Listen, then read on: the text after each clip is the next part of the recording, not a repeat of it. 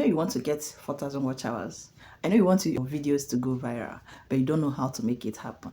Hi guys, my name is Miriam Odinakachiku, and on my channel, I teach you how you can grow your YouTube channel so seamlessly without spending anything, without paying for ad, without paying anyone to help you grow your channel. I teach you also how to make money online with your smartphone from the comfort of your zone. So in this particular video, I'm going to teach you the things you need to set up before posting your videos so that you can make your videos go viral.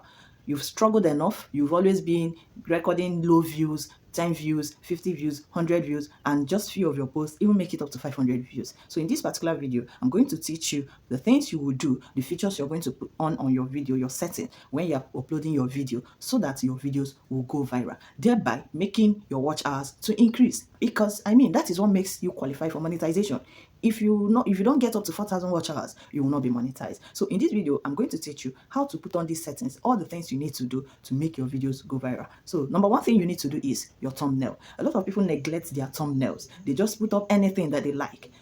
Your thumbnail is the first thing that attracts people to your videos. That is the thing that people are going to see on your video. When they see your video, it is your thumbnail that they're going to see. And when I mean thumbnail, it's like a cover photo, a cover flyer. And you can only put thumbnail on long videos. You can't put thumbnail on short videos. All right. So make sure that your thumbnail is very beautiful, visually appealing, very professional, and, be able to captivate your audience whenever they get a notification that you have posted something on your channel. So now you can design your thumbnail with Canva. But then, thanks to AI, you don't need Canva again. You can design your thumbnail with your AI, with your ChatGPT, with your Gemini, whatever AI you use. Just give it the prompt that you need. You need to learn how to prompt. I already did a video on how to design your thumbnail with ChatGPT or any AI on my channel. So I'm going to post the link in the description, or rather in the comment section of this video. So you need to learn how to design your thumbnail. All you need to do, let me just say it in brief. Just get the images that you want, upload your image in your ChatGPT if you are using ChatGPT, then give it a prompt, design a YouTube thumbnail.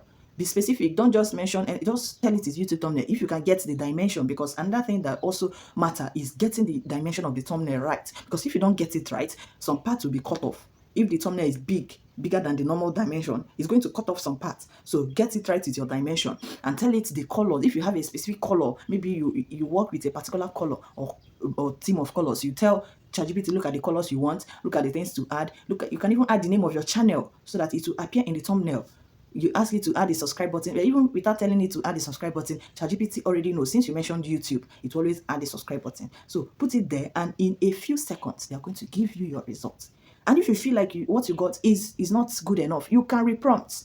We have AI here to help us to ease our work. So, and when you're prompting, make sure you tell AI that it should be professional, it should be visually appealing, and it should be something that can captivate your audience.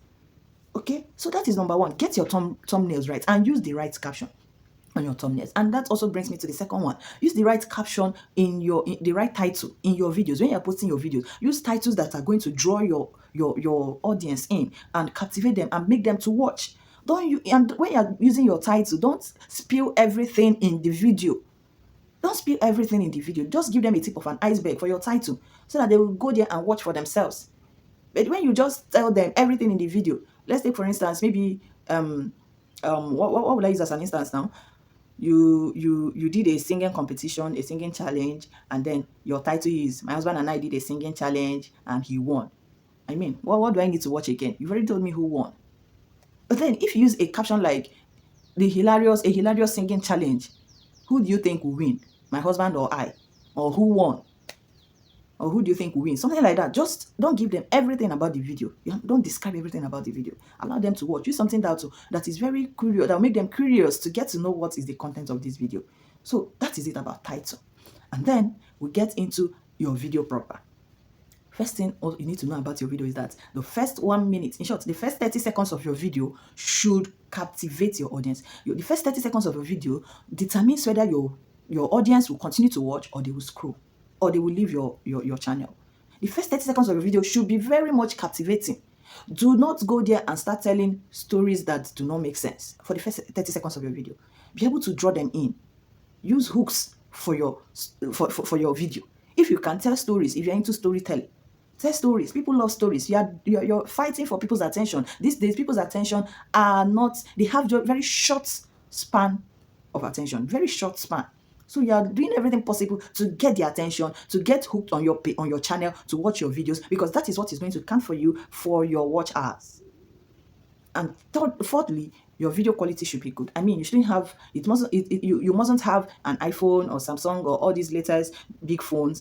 With your Android, you can get a good video. Just make sure that the video quality, make sure your lighting is good. If you don't have LED lights and all these sophisticated lights, you can just make use of your natural light. Shoot your videos during the day when everywhere is so bright, and clean your camera. When you want to start shooting, make sure you clean your camera. Just get a piece of cloth and wipe that camera area. It makes it brighter.